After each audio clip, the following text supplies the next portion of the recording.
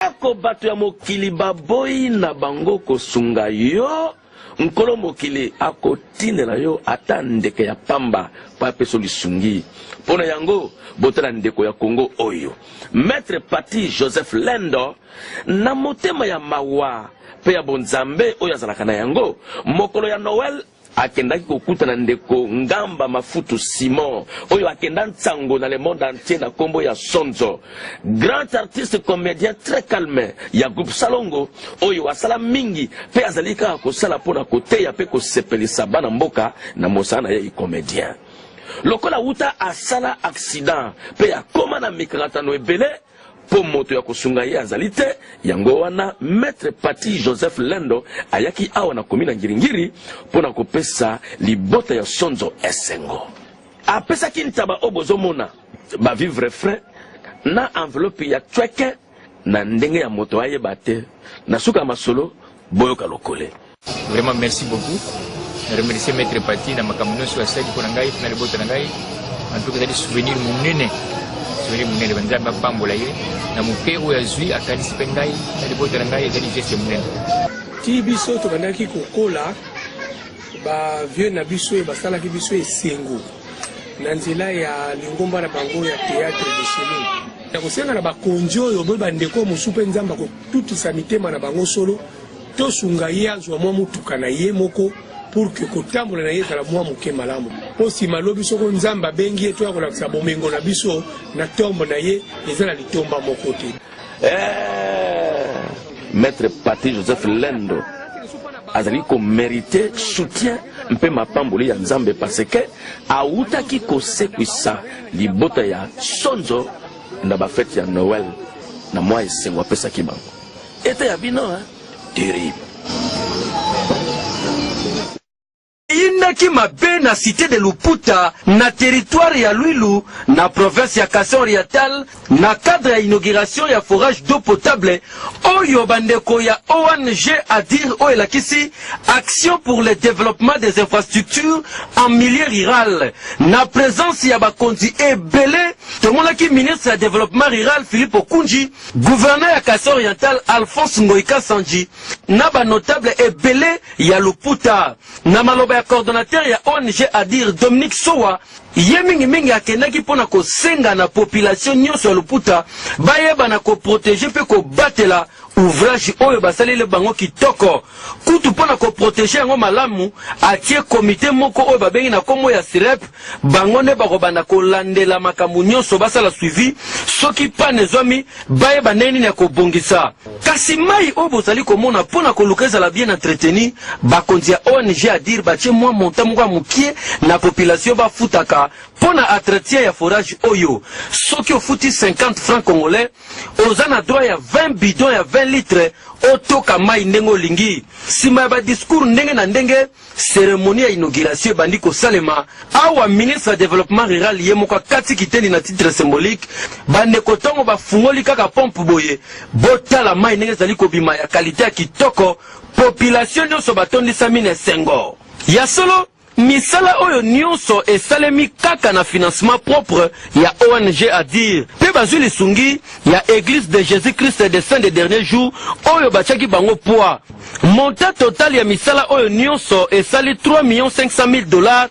oyo ezali œuvre ya munene oyo bandeko ya ONG Adir basali po na population nyonso bako bénéficier na ngugo toyo na cadre ya 5 chantier bango bazolemba te kotia poa pe koede gouvernement ya mboka ekende liboso misala oyo esali 3 ans mobimba po na esila lelo bana ya Luputa village Twabobo na ba village nyonso ya kati ya province ya Kasai Oriental bazali deja komela mai oyo ya kitoko grâce ya ONG Adir asaleli bango tala gouvernement congolais ba ONG ya ko soutenir yango parce que baza ba congolais bazo sala pona intérêt général ya ba congolais nyonso ONG Adir tondimeli bino po bien-être ya ba congolais ezotala nde bino macho na cité Luputa betama Kinchintunga.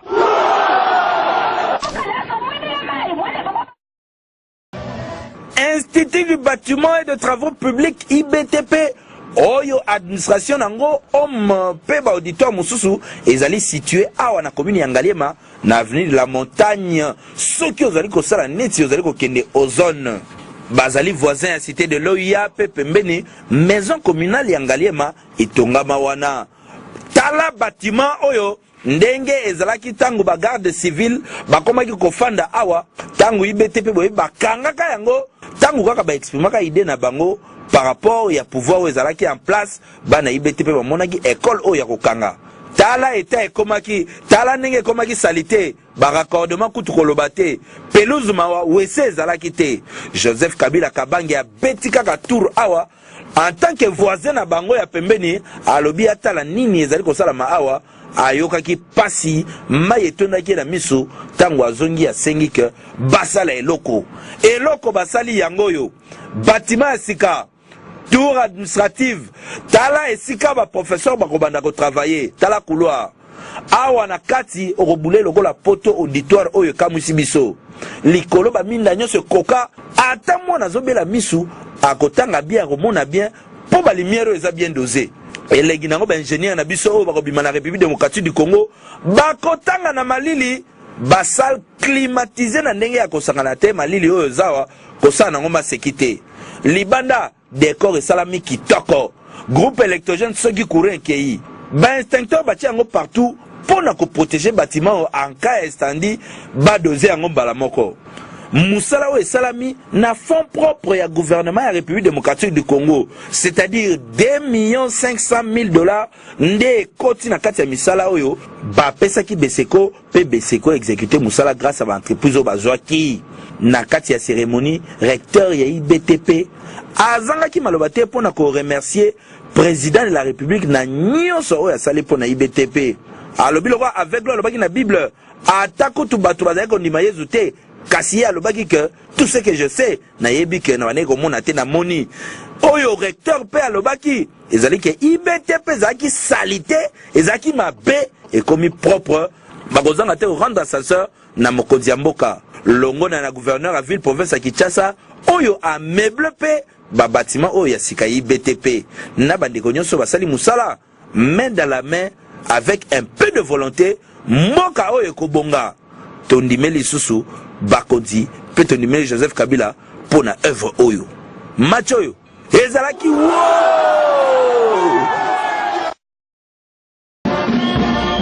le 26 février 2010 cérémonie monene ya inauguration ya bâtiment ya institution supérieure ya liboso oyo ya informatique Izipa awa na Matadi et salemi en présence ya Yemoko ministre Machako elongona gouverneur ya Bakongo pe vice-gouverneur Simon Floribert Mbachimbacha na de Nkusu bakondi ndenge na ndenge Yemoko promoteur ya Izipa Martin Ekanda Onyangunga na bakondi mususu oyo bayaki ko participer na cérémonie oyo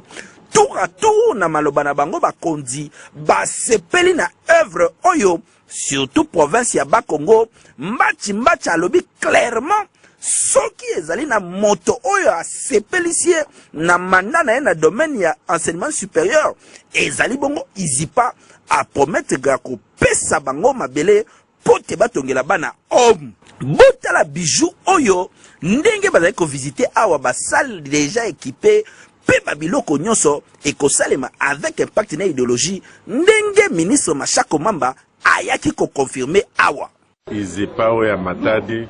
ilakisi que kolona yango atelemi na mama Rufine mwasi na elu yeye ba tongi awa na Matadi université monene ya informatique o babengi Izipa eza sengo monene mpo na bano ya Matadi bana Bakongo na mpe emonani ke baza na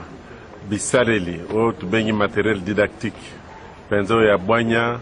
et puis baza na barakisi oyo batanga ba université ya makasi lelo eza esokomona ke awa na Matadi enseignement supérieur ya secteur privé telemi toloba te Izipa na Kitega Izipa na Shaumba Izipa na Kikwiti Izipa lelo na Bakongo Izipa ekotambola Congo mobimba pote science ya information pe ya communication surtout na ba nouvelle technologie ekoka kokende Congo mobimba pe kende liboso papa Martin Ekanda Onyangunga tondimeli yo terrible. Population ya Lingwala bazaka kaya kosepela po misala ya veni mushie lalite eza ko continuer siko na minute oyo basi bakomi na etape ya kotia kol oyo batiaka yango avant que baya kosopa goudron po mituka elekana na kimia nyonso kasi soki batie kol oyo basengaka ke batu balekana te yango na mikolo oyo bozomona banzela a partir ya kalembelembe na niveau ya mushi eza ya kokanga matio koma palais du peuple ya kokangwa ezali ke tala bandeko oyo na bamoto na bango bamoni bien bakangi nzela kasi bazolekana kaka oyo makolo oyo batu ya makolo pe bazobanga te bango pe bazolekana kaka nzoka nde boza kobebisa misala oyo esengeli ekende na suka kitoko. 5 chantiers c'est bon. Malgré ma moussous bazoloba mais 5 chantiers c'est bon. Le wasika yango edimi. To aller bosso sombo le betsa ba poto awa donc ya roloba kote yake. To comme même na ko sauter. L'enfant utiliser le mot ya sika e botami na mboka kwa. Ezalaka te to ibara ngoti. Munyango que courage na bato ba sala ngo to encourager ba vider boulango bien. Basi longo ezala ndambu te. Et si là ndenge babandaki basisa yango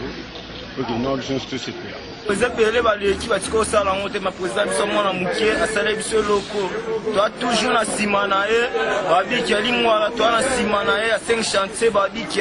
président toi na besoin no kaka tala ete ya bino awa batie kol oyo botika kolekana na kati ya nzela bolekana mupandi place ya bapieton ezali bino pe batu ya moto bokata nanu kolekana koto yo po il faut batia goudron po nzela ebonga malamu misala ya veni mushi eza ko continuer.